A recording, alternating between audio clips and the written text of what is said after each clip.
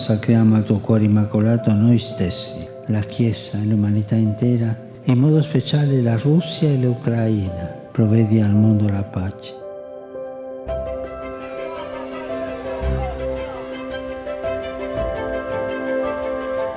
Questi bambini sono dovuti fuggire e arrivare a una terra strana. Questo è uno dei frutti della guerra.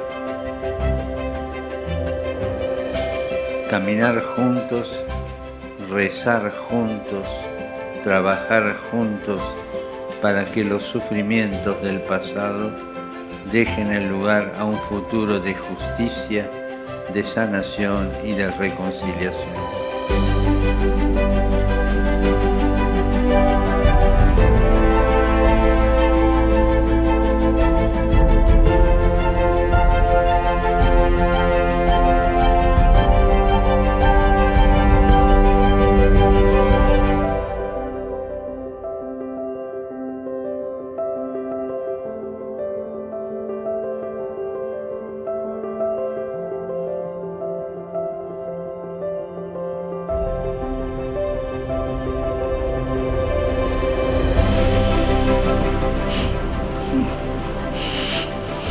Il pensiero va spontaneamente al carissimo Papa Emerito Benedetto XVI.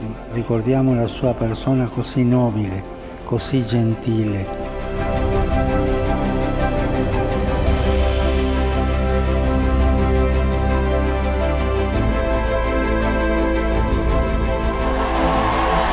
Non perdete mai la speranza e non si perda l'occasione di costruire la pace.